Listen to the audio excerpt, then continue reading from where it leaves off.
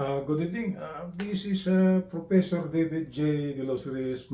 My topic for tonight will be statics. This is something like a subject matter in civil engineering. In physics, there are problems like this, but it's not so complicated. The one that they solve under civil engineering is more complicated. That's actually in what they call this statics. Study of bodies at rest.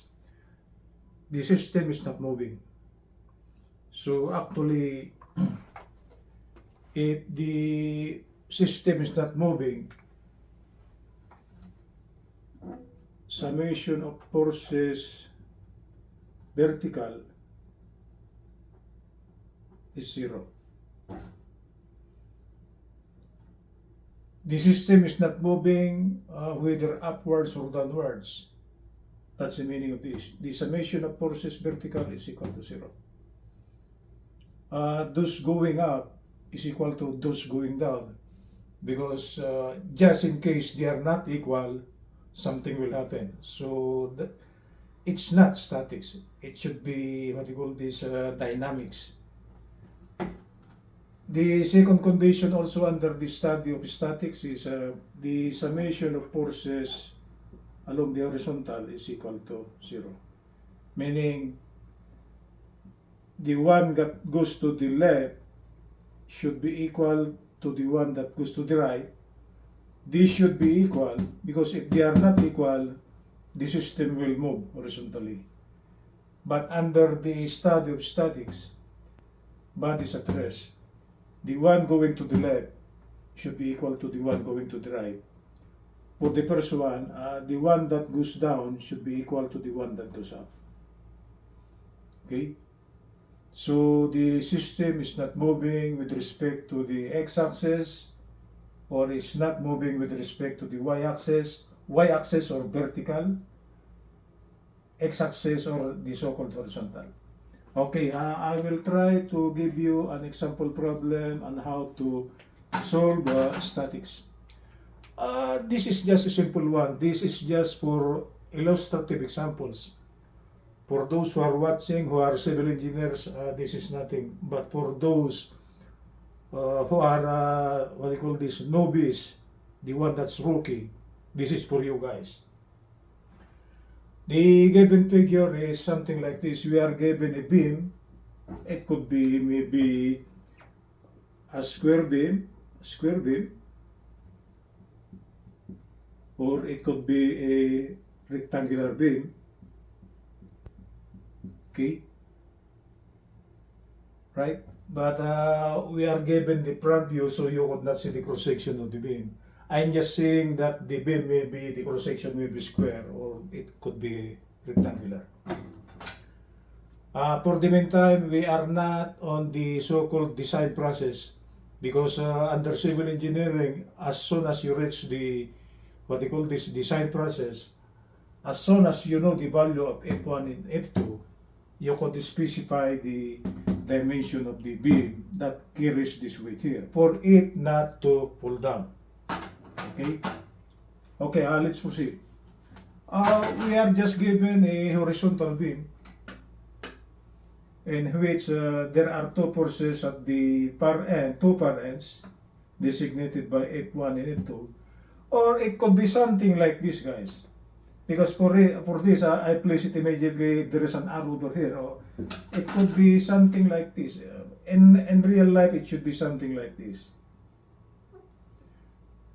There could be a post over here, a concrete over here, right? So this is a post. And the other far end is also a post. They are both vertical. Okay? Oh, yeah, sorry for that one. My hands is goes automatic, you know. Okay? It is something like that. It's just like the beam they are using in the gymnastic portion of the Olympic Games. You notice it? Okay? Then I will place that the force, okay, that could be what do you call this, felt by this one here should be F1, and the force that could be felt by this due to this tree here will be F2. Okay, and on top of the beam, I place three weights which are directed vertically downward. They are not inclined, they are vertical. So this is 500 pounds, 1,000 pounds, this is 800 pounds. This is 4 feet, 3 feet, 3 feet, and 6 feet. The problem is just asking what will be the value of F1 equal to and F2 equal to. Okay? There are only two equations, what you call this, in the formulation of the equation and how to solve for the unknown. We will just two formulations. That is, the summation of forces vertical equal to 0. Summation of forces horizontal is also equal to 0. And the summation of moment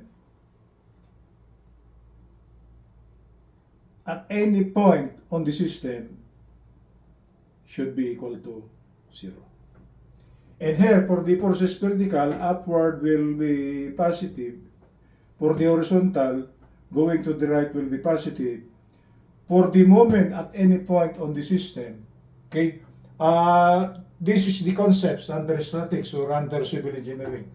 The summation of moment at any moment center on the system should be equal to 0. You could assume what is positive. If you want to put the clockwise thing to the positive, so be it. Or you could place the one that goes counterclockwise should be positive. It's up to you, okay? So choose one. If you choose clockwise to be positive, that's it, so be it. If you choose the counterclockwise to be positive, so be it, okay? You just choose one, okay? So on the moment, you could choose your positive direction, okay?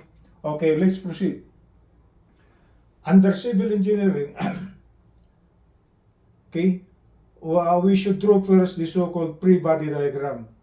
Okay, pre-body diagram is just like we bring out the so-called, it seems just like the Cartesian coordinate system, and try to bring out the forces, those vertical things, okay? So if we try to draw the, this is the beam, okay? So if we try to cut it here, okay, the force will be upward, something like that. So the arrow is upward. On the right hand portion, if we try to cut it here, the arrow should also be upward. The force felt by this portion here is upward. Okay. On the left hand, it is also upward. Okay. The given weights are 500, 1,000, and 800, and these are the distances: 4 feet, 3 feet, 3 feet, and 6 feet. This is the so-called pre-body diagram. Okay. This is important because if you are not clear in writing your pre-body diagram on taking moments, if you made mistake on the moment arm, okay, if you made one mistake on the moment arm, okay, your solution is already wrong.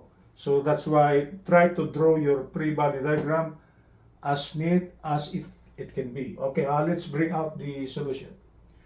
There are only two unknowns over here, F1 and F2. And obviously, F1 and F2 is just the sum of these three here. Okay? But we'll try to use that one in the checking purposes. For the meantime, we will just use this equation here. Take moment at any point in the system.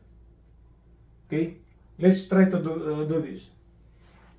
If we try to compute for F2, try to take the moment here. Because if we try to take the moment at the location of F1, F1 has no effect on the system because its moment arm is actually 0 because F1 times 0 will be 0. So actually the meaning of that is when we take the moment at F1, it has no effect on the equation, right? So if we try to take the moment at F1, this is known, this is known, this is known, this is unknown. Okay, so actually we could compute for F2.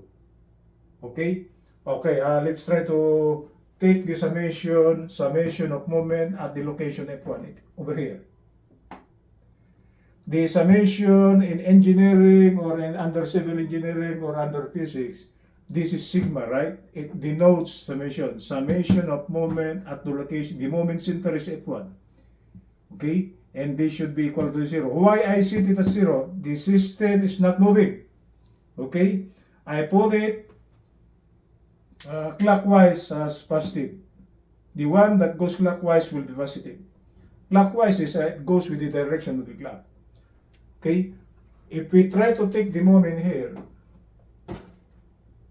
500 goes clockwise, 1000 goes clockwise, 800 goes clockwise. So these are all positive moments. And this F2 here, it is opposite this, right? It is going the opposite of the clockwise. So this is counterclockwise. So this should be negative. So if we try to take the moment here now, this should be 500 times 4. Moment, by definition, is just force times the moment is actually equal to force times distance. This distance here should be the perpendicular distance with respect to the moment center. Okay, so the moment of this 500 here with respect to F1 should be 500 times 4. So this is 500 times 4. 1000, it should be, the three are one positive, right? They are going clockwise. 1000 times the moment arm is actually 4 plus 3. This is 7. That's why I told you, try to be reneged on the drawing of the so-called free body diagram. Because if you made a mistake on the moment arm, you are wrong already. Okay, so the moment arm of this 500 with respect to F1 is 4, right? So this is 4. For the 1000, this is 4 plus 3, this is 7.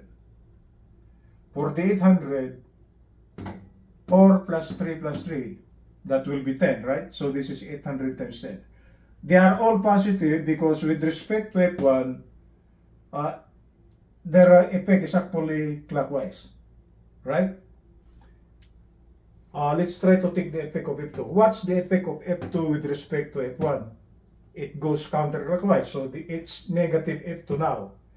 And the moment arm of F2 with respect to F1 is 4 plus 3 plus 3 plus 6. That's 16, right? 3 plus 3 is 6 plus 6, 12 plus 4, that will be 16, right? 12 plus 4, 16. So this is F2 times 16. This is negative because it is counterclockwise. And this should be equal to 0. Why 0? The system is not rotating, right? It's not rotating clockwise or counterclockwise. It is just steady. So the summation of these three here plus the effect of this should be equal to 0. That's why our topic for the meantime is bodies at rest.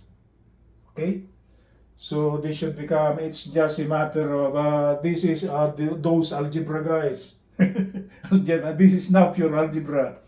500 times 4 will be 2000, 1000 times 7 will be 7000, 800 times 10 will be 8000, minus 16F2 equal to 0. Of course, this is negative, right? So F2 now, we put this one on the right, then we try to rearrange. So F2 now will be the summation of this, which is 17,000 over 16. Okay? And F2 is actually 1062.5 pounds. So the force felt on this pose here is 1062. Oh, sorry for that one. This is 1062.50 pounds. Because when we take the moment here, we could solve for F2. So that's the value of F2. To compute for the value of F1, it's the same procedure. Okay? Take any moment on the system model. To compute for F1, take the moment at F2. Because if we take the moment here, F2 has no effect on the system, right? Because its moment arm with respect to the moment center is actually zeros because F2 times 0 will be 0. So actually when we take the moment here, F2 has no effect. And the only one that has effects are actually this 500, 1,800 and this F1. So summation, taking the summation of moment at the location F2, okay? Sigma notation, summation of moment at the moment center F2, they should be equal to 0. Again, I place clockwise to be positive. You could choose the counterclockwise to be negative, that's fine. But for me, I chose the clockwise to be positive. If we take the moment here, F2 seems to rotate the system clockwise, right? So this is plus 16 times F1. F1, moment arm with respect to F2 is 16. So this is times 16. Okay?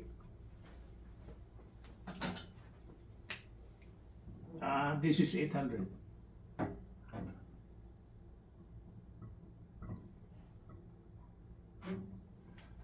Okay? Let's try to distinguish the effect of, what do you call this, what's the next one? 800. The effect of 800 with respect to F2, it try to rotate counterclockwise, right? So it should be negative. 800 times 6. Okay, let's try to take the effect of 1000 with respect to F2. It try to rotate, what do you call this, counterclockwise also, right? So this should again be negative 1000. Moment arm will be 6 plus 3, that will be 9. This is 9. First one is 6. 6 1 is 1. The 800 moment arm is 6. 1000, it is 3 plus 6, it is 9. And the effect of this 500 with respect to F2, it tried to rotate the beam, okay, counterclockwise also. So this is minus 500. The moment arm is actually 6 plus 3 plus 3. So try to be accurate on the moment arms. If you place it wrongly, your solution will be wrong already. The concept might be okay, but your actual values is wrong. Okay, so this is 6 plus 3 plus 3, so this is times 12. And if the system is not moving, okay, the right hand side should be equal to 0. This is now algebra, those algebra guys. 16F1 minus 4800 minus 9000 minus 6000. Okay, and this should be equal to 0. Okay, that's the algebra for sure. F1 now will be equal to, these are negatives, right? It goes to the right, and the summation is actually 19,800. Okay, but to solve for F1, there is a coefficient 16 here. So we will divide all the terms by 16. So this is all over 16 now. F1 will be 1237.5 pounds. So actually this is 1237.5 pounds.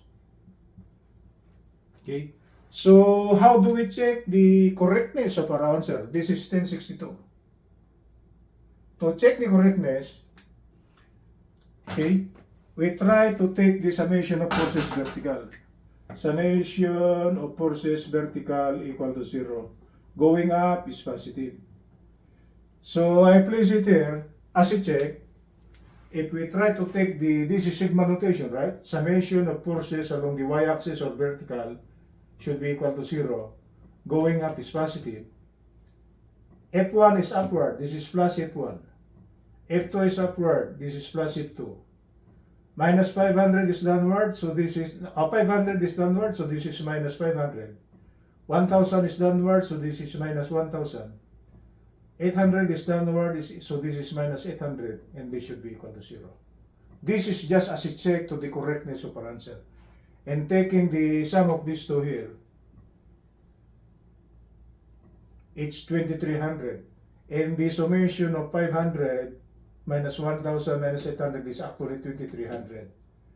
So what will come out will be 2300 minus 2300 equal to 0. 0 equal to 0. So the value of 1237.5 and the value 1062.5 are correct. Okay?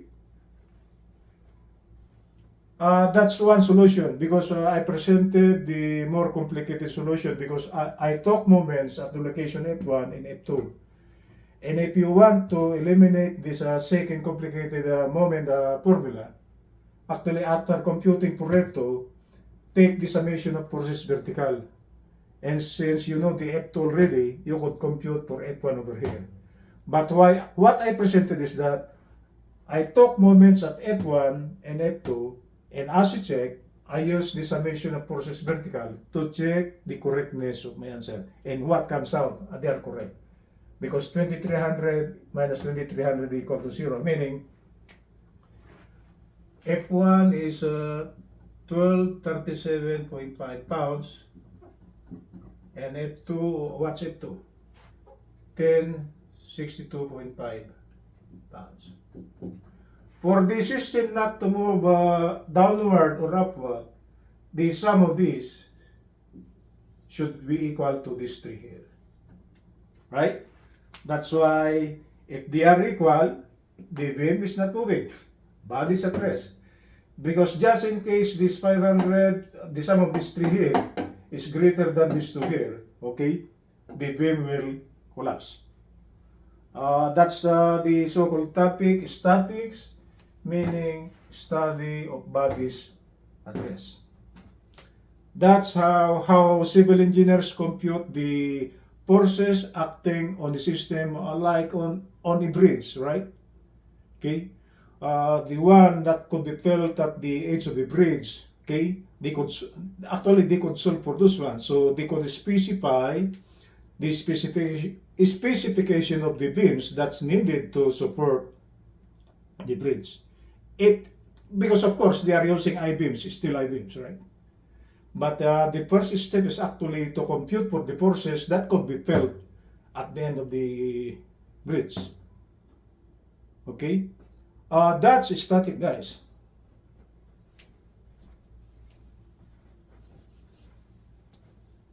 That's statics. It's a topic on physics, but on the more complicated one, this falls under civil engineering. Mechanics. Mechanics number one. Mechanics number one is the study of statics, bodies at rest. Okay, good evening, Los Angeles.